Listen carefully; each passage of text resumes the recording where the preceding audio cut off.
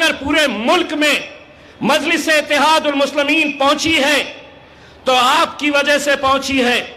اور میں اسد صاحب کو صاف طریقے سے یہ بتاتا چلوں کہ حیدرآباد اگر ہے تو اورنگ آباد ہے، حیدرآباد اگر ہے تو بہار ہے، دلی ہے، جھارکھنڈ ہے، اتر پردیش ہے. آپ ہماری ناک ہے، آپ ہماری عزت ہے، ہماری پہچان ہے.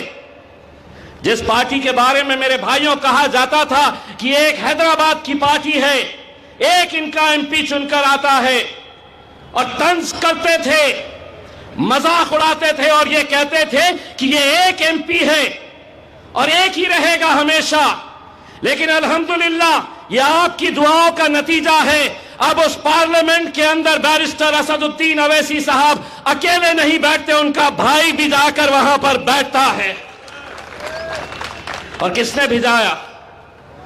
آپ لوگوں کی یہ محنت تھی، آپ لوگوں کی دعائیں تھی کہ وہاں تک ہم پہنچے ہیں. اور تکلیف انہیں اب اسی بات کی ہے کہ ایک اسد الدین اویسی صاحب تو پورے پارلیمنٹ کو ہلا دیتے تھے، یہ دوسرا بھی آیا ہے تو کچھ کم نہیں بولتا ہے. یہ تکلیف انہیں ستاتی ہے. میں اسد صاحب کا ایک بھاشن سن رہا تھا جس میں وہ یہ بتا رہے تھے کہ ہم نے کتنے بچوں کو فارن میں پڑھنے کے لیے بھیجا ہے، کتنے اسکالرشپ بچوں کو دیے ہیں، کتنے کروڑ روپے کی ہم نے سڑکیں بنائے ہیں.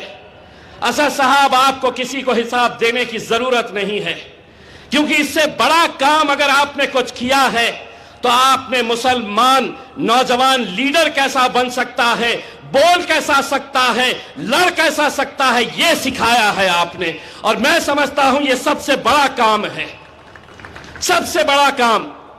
میرے بھائیوں، جب پارلیمنٹ کے اندر اسد صاحب جس دن تقریر ہوتی ہے ان کی 300 بھارتیہ جنتا پارٹی کے ایم پیز وہاں پر بیٹھے ہوتے ہیں، کانگریس کے، سماجوادی پارٹی کے.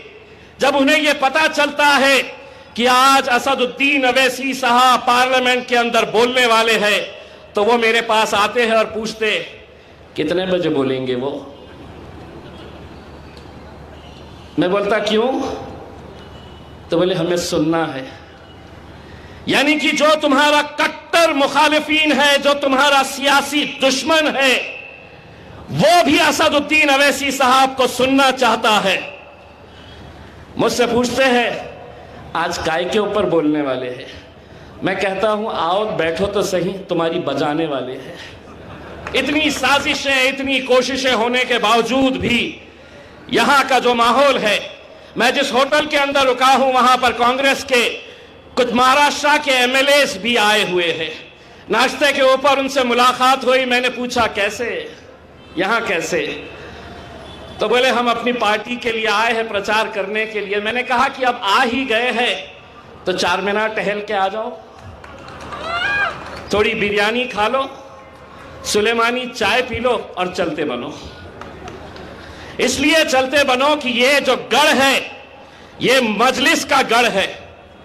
اور میں نے کہا کہ آپ نے یہاں پر اپنی پارٹی کے لیے پرچار کیا، یہاں کا ماحول کیسا دکھا؟ تو اس نے بڑے صاف شبدوں کے اندر کہا کہ صاحب ریلی ہماری نکلتی ہے، ہم لوگوں کو اشاروں میں بتاتے ہیں کہ پنجے کو ووٹ دینا، اور وہاں سے وہ جواب دیتا ہے میں پتنگ اڑانے والا ہوں کر کے. تو یہ فطرت ہے آپ کی. اور آج آپ ہماری شان ہے، ہماری پہچان ہے. یہ شہر، اس شہر کے اندر جو سازش ہو رہی ہے میرے بھائیوں، میں آپ لوگوں سے یہ ادباً گزارش کرنا چاہوں گا کہ یہ تمام سازشوں کو آپ کو ناکام کرنا ہے. مجلس اتحاد المسلمین نے 9 امیدواروں کو میدان کے اندر اتارا ہے. یقیناً ایک ایک سیٹ ہمارے لیے معنی رکھتی ہے.